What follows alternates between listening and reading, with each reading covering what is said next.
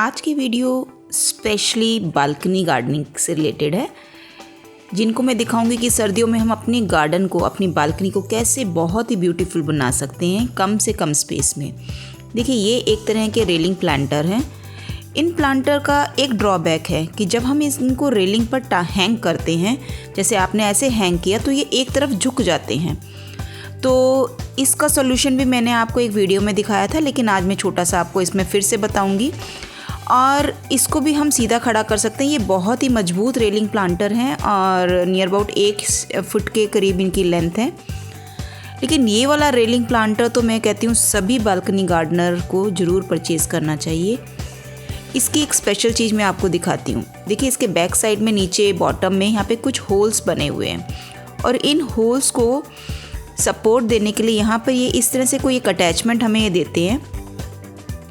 जब ये अटैचमेंट हम इसमें अकॉर्डिंग टू हमारे रेलिंग, हम कितनी इसको स्पेस को सीधा करना चाहते हैं, हम उसके अकॉर्डिंग इस अटैचमेंट्स को इस होल में फिक्स कर देते हैं। और उसके बाद जब आप इस प्लांटर को रेलिंग पर हैंग करेंगे तो ये बिल्कुल भी लटकेगा नहीं, यानी कि झूलेगा नहीं आगे की तरफ।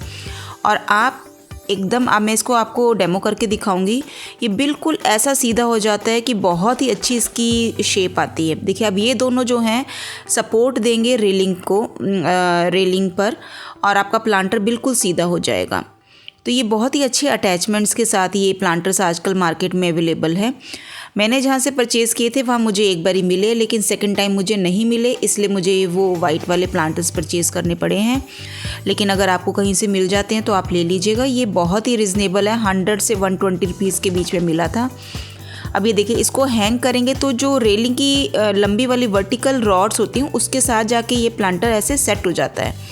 तो ये बिल्कुल भी नहीं लटकता, एकदम सीधा रेलिंग पर रहता है। तो बहुत ही अच्छी इसकी पोजीशन आती है। अब ये देखिए, ये वाइट वाला है, इसके लिए तो हमने जुगाड़ किया है। पीछे कोई भी बॉटल आप टाइप कर दीजिए और उसके बाद जब आप इसको हैंग करते हैं तो ये भी आपका प्लांटर सीधा हो जाता है। तो अगर आपके पास ऐसे वाले प्लांटर हैं तो आप ऐसे लगा लीजिए। तो चलिए, अब सेकंड पार्ट है। आज इस रेलिंग प्लांटर पे मैं अपने विंटर्स के सीडलिंग्स लगाऊंगी जो मैंने सीड से ग्रो करे हैं। तो इसकी मिट्टी देखिए, ये सारी मिट्टी मैंने सुबह ही धूप में रख दी थी और इसके अंदर कोकोपीट ऑलरेडी मिला हुआ है और नीम खली। अब ये राइस हस्क है, ये सब ऑप्शनल है वैसे तो, क्योंकि प्लांट रेलिंग पर लगाने के लिए हमें थोड़ा लाइट वेट रखना होता है, जो मीडियम होता है। तो मैंने ये राइस हस्क नॉर्मल तो हमें नर्सरी पर नहीं मिलता है, ये मैंने ऑनलाइन मंगवाया था। अगर आपको मिल जाए तो बहुत अच्छा है, नहीं मिलेगा तो आप कोकोपीट भी ऐड कर सकते हैं। एक्चुअल में हमें जो है वेल ड्रेन मिट्टी बनानी है, तो उसके लिए आप चाहे राइस हस्क डालें, सैंड डालें या फिर आप कोकोपीट कुछ भी डाल सकते हैं। तो लेकिन सैंड डालने से थोड़ी हैवी हो जाती है। सेकंड, हम ये डाल रहे हैं स्टोन डस्ट। ये भी पूरा ऑप्शनल है। स्टोन डस्ट से होता ये, देखिए, ये कैल्शियम की कमी पूरी करता है। कैल्शियम हमारी बॉडी में क्या करता है, हमारी हड्डियां मजबूत करता है। लेकिन प्लांट्स की हड्डियां नहीं होती है, लेकिन इनकी जो स्टेम होती है उसको स्ट्रेंथन देने के लिए ये कैल्शियम का पाउडर बहुत अच्छा रिजल्ट देगा। क्योंकि ये कैल्शियम जो है, सर्दियों के जो प्लांट्स होते हैं उनकी स्टेम बहुत ही सॉफ्ट होती है। तो अगर उनको कैल्शियम अच्छे से मिलेगा तो उनकी स्टेम जो है बहुत अच्छे से चलेगी। और ये है लीफ कंपोस्ट। वैसे आप वर्मी कंपोस्ट या काउडंग कंपोस्ट कुछ भी डाल सकते हैं, क्योंकि ये मैंने आपको एक वीडियो दिखाई थी जहाँ मैंने ऑनलाइन ये सब कुछ मंगवाया था, तो वहाँ से लीफ कंपोस्ट मुझे मिल गया था, तो मैं इसको भी ट्राई करना चाह रही थी। तो ये पूरा पैकेट मैंने डाल दिया है। इसके अंदर 1 kg का है ऑलरेडी। उसके अंदर मेरी वर्मी कंपोस्ट मिली हुई थी मिट्टी के अंदर। तो ये जो सारा मिक्सचर है मैं 4 रेलिंग प्लांटर के लिए बना रही हूँ। चारों रेलिंग प्लांटर काफ़ी अच्छे हैं, मतलब अगर बच गया तो मैं 5th रेलिंग प्लांटर को भी मैं बना दूंगी।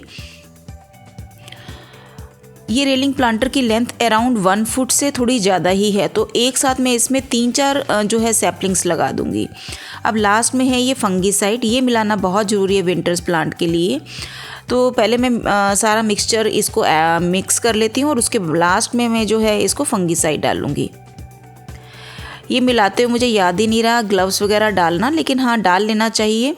आज बहुत ही हवा चल रही है और मिट्टी भी बहुत उड़ रही है, तो बेटर है कि हम मास्क भी लगा के रखें और साथ में ग्लव्स भी पहनें, और उसके बाद ही हमें ये सब काम करना चाहिए।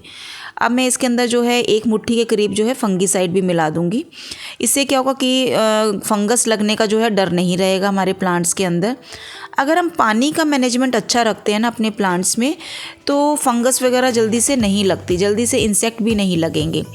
तो इस तरीके से मैंने अपना सारा जो है ये सॉइल मीडियम तैयार कर लिया है। ये इनमें होल किए हुए नहीं थे, ये मैंने होल बना लिए हैं 4-5। अब इनको मैं जो गमले का टुकड़ा होता है उसको उससे कवर कर दूंगी।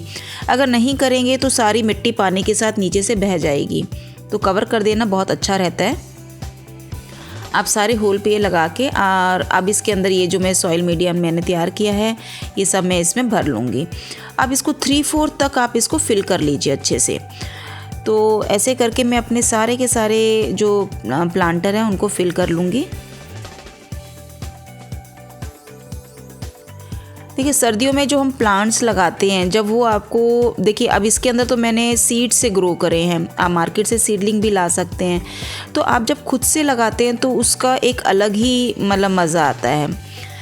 तो जब लगाए थे मैंने बहुत अलग अलग तरह के फूलों के लगाए थे, बट हमारे यहाँ इतनी ज़्यादा गिलहरी हैं, वो हर समय इन पौधों पे कूदती है और बहुत सारे मेरे प्लांट्स जो हैं ख़राब करती है।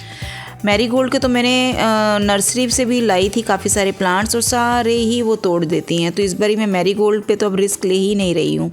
तो ये मैंने अलग अलग डायंथस के और पता नहीं कौन कौन से पेटूनिया के मैंने सीड्स लगाए थे। अब मुझे याद भी नहीं है कि कौन सा सीड से कौन सा सीडलिंग बना है, बट जब इनके फूल आएंगे तो हम डेफिनेटली रिकॉग्नाइज़ कर ही लेंगे।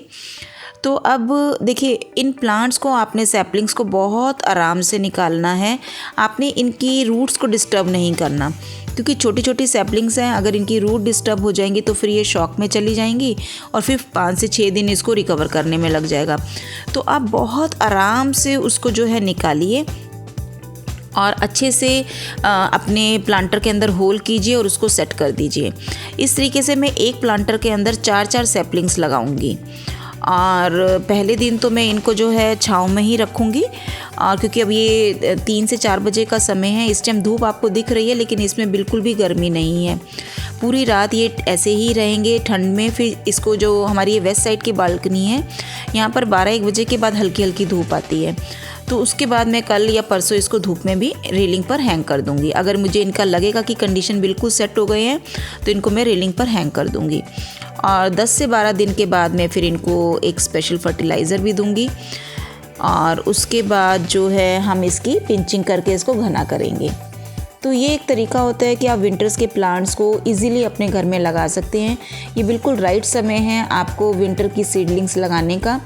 अगर आपने देखिए मैंने सारी लगा ली हैं, यहाँ हर एक में मैंने 4-4 सीडलिंग्स लगाई हैं देखिए, और ये बहुत अच्छे प्लांटर हैं इसीलिए मैं आपको रिकमेंड कर रही हूँ।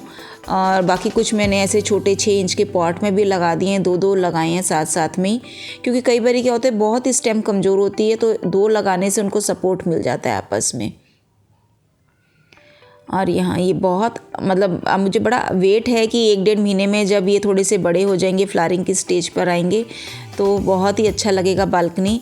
और आपको इसलिए भी बहुत अच्छा लगेगा कि आपने सीड से खुद ही ग्रो करे हैं इन प्लांट्स को। तो आप भी ये काम कर सकते हैं। जब हम ये काम करते हैं पूरी बालकनी में मैस मच जाता है, बट कोई बात नहीं, कभी कभी हमें ये सब भी करना पड़ता है। अगर आपको मेरी वीडियो अच्छी लग रही है तो लाइक ज़रूर कर दिया कीजिए। Thank you, bye bye.